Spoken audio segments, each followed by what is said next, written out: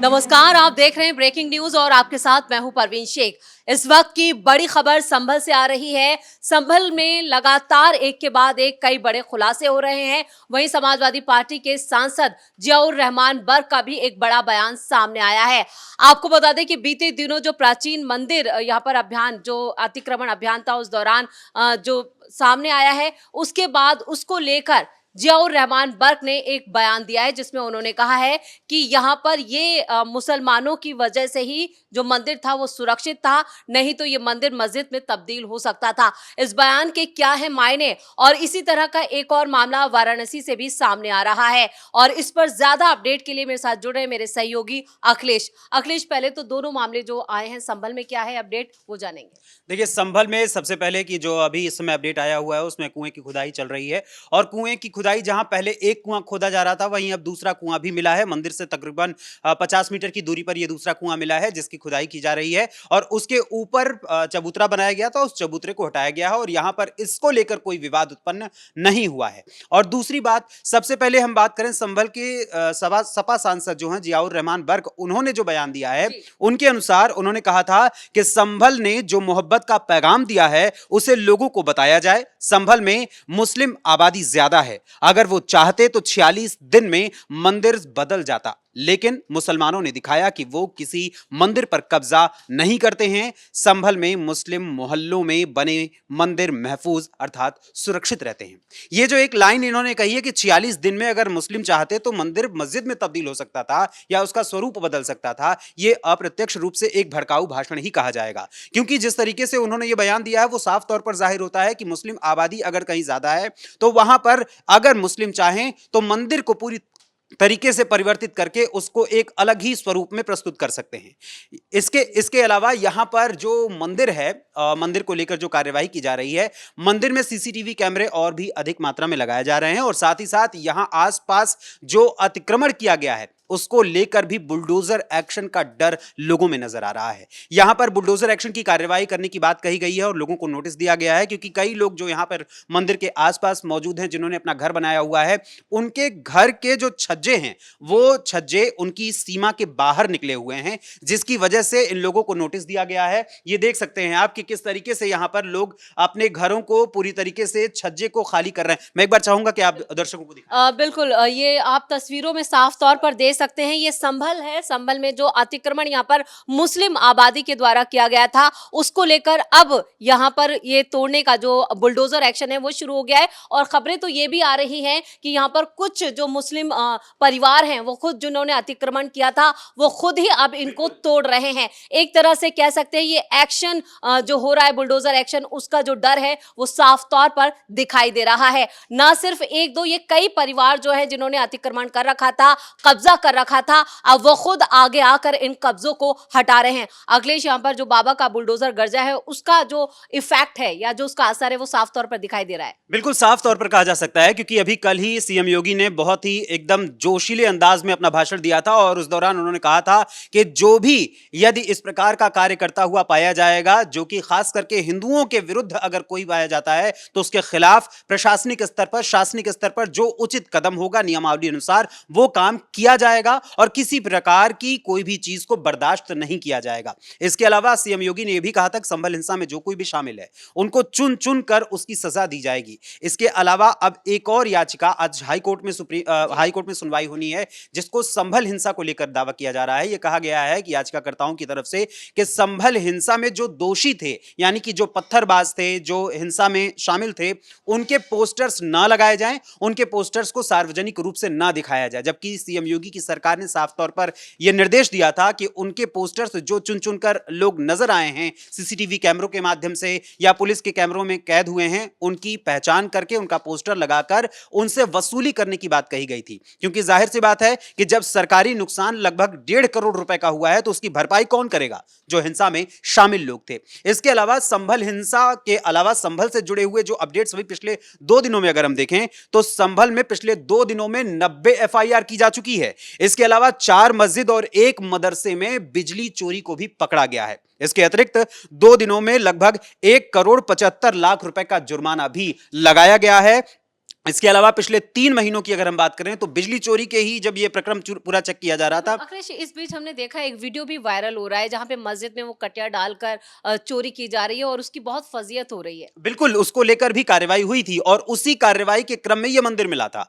अलग से कोई इसके लिए याचिका नहीं डाली गई थी, चूंकि सुप्रीम कोर्ट ने अपना एक आदेश दिया ही हुआ था, तो इसके लिए अलग से कोई याचिका नहीं डाली गई थी। प्रशासन ने जब चेकिंग के दौरान पाया कि यहां पर ये मंदिर सालों से बंद है, तो उसके बाद ये मंदिर खोला गया और उस मंदिर में साफ सफाई करने के बाद पूजा अर्चना की गई है। और साथ ही आपको बता दें कि यहां पिछले 3 महीनों में बिजली चोरी मामले को लेकर पुलिस ने 1250 एफआईआर कर ली हैं और उसके अलावा 5 करोड़ 20 लाख रुपए का जुर्माना भी इस समय लगाया हुआ है। और साथ ही जिस तरीके के यहां पर हालात नजर आ रहे हैं और जिस तरीके से लोग यहां खुद ही अपने घरों के सामने बड़े बड़े तिरपाल लगाकर किसी तरीके से अपने जो घर के बाहरी हिस्से हैं, यानी छज्जे का जो हिस्सा है, उसको तोड़ने की कोशिश कर रहे हैं, क्योंकि इनके भीतर पूरी तरीके से बुलडोजर बाबा का खौफ है, क्योंकि उन्हें भय है कि कहीं ऐसा ना हो कि बुलडोजर एक्शन जब किया जाए तो उनके मकान का वो हिस्सा भी टूट जाए जिसकी वजह से ये अतिक्रमण उन्होंने किया है।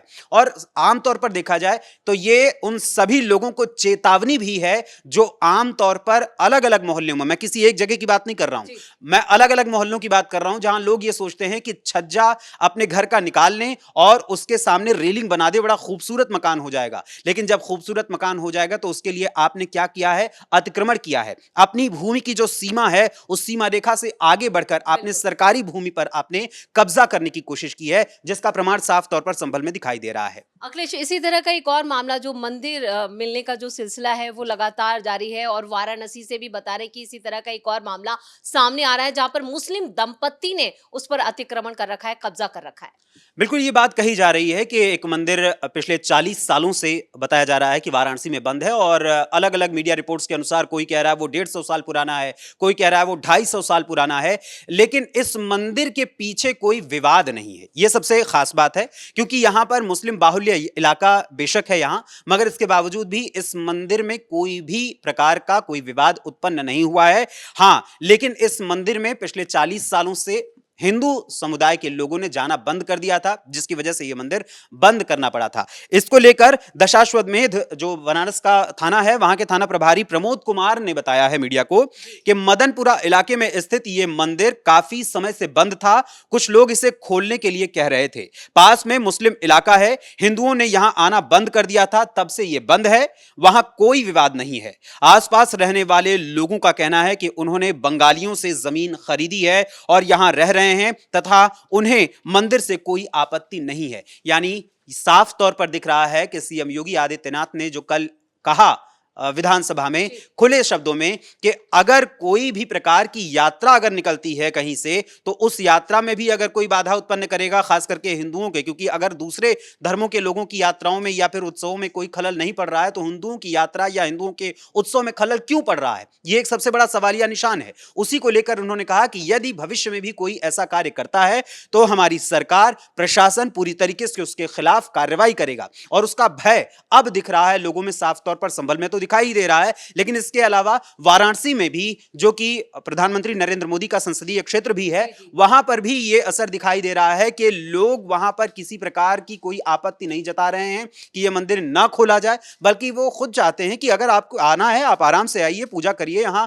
खोलिए मंदिर। और कहा जा रहा है कि मंदिर में काफी समय से बंद होने की वजह से वहां पर पूरी तरीके से जो मिट्टी वगैरह है वो पूरी भर गई है मंदिर के भीतर, और जिसकी वजह से मंदिर में काफी साफ सफाई की जरूरत है। अब देखना होगा प्रशासनिक स्तर पर इसमें कौन सी और भी बेहतर चीजें की जा सकती हैं, क्योंकि जैसे जैसे प्रशासन ऐसी चीजों को सामने लेकर आ रहा है तो प्रशासन पर लोग सवालिया निशान उठा रहे हैं कि आखिर प्रशासन ढूंढ ढूंढ कर ऐसे मंदिरों को, ऐसे कुओं को क्यों ढूंढ रहा है, ऐसे कुओं को क्यों निकाल रहा है जिनको लेकर विवाद उत्पन्न हो सकता है। लेकिन फिलहाल यहां पर न तो मुस्लिम पक्ष की ओर से न तो हिंदू पक्ष की ओर से कोई विवाद उत्पन्न नहीं किया गया है। हां, जो नेतागण हैं उनकी वजह से या उनकी ओर से जरूर विवाद उत्पन्न करने की कोशिश की जा रही है।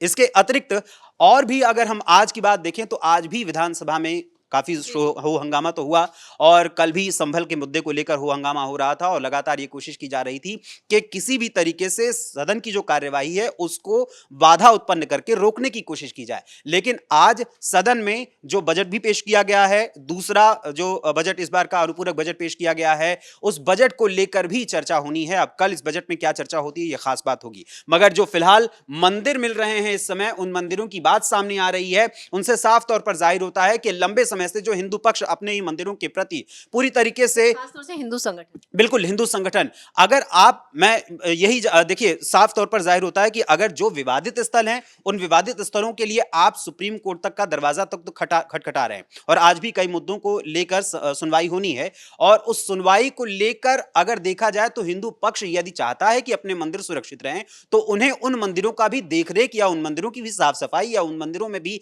पूजा अर्चना लगातार करनी होगी जो आज भी विद्यमान है। सिर्फ पुराने इतिहास को लेकर ही हम ढोल पीटते रहें यही सबसे बड़ी बात नहीं होती, हम आज के वर्तमान को भी लेकर साथ चलते रहें तभी भविष्य का निर्माण कर पाएंगे, क्योंकि अतीत से हम सीखते हैं, वर्तमान में उसे ढालते हैं, अपने अनुसार उसे निर्माण करते हैं नया एक भविष्य, और भविष्य में आने वाली पीढ़ियां आज के अनुसार उसी भविष्य को फिर से रचने की कोशिश करेंगी जिसके आधार पर उन्होंने अपने अतीत को देखा होगा। तो फिलहाल संभल का मामला पूरी तरीके से जोर शोर से है और वाराणसी में भी मंदिर मिल रहा है। अब ये मंदिर कब तक खुलेगा और कब तक यहां पर साफ सफाई होगी ये तो वक्त ही बताएगा। चलिए, इस तमाम जानकारी के लिए बहुत बहुत धन्यवाद।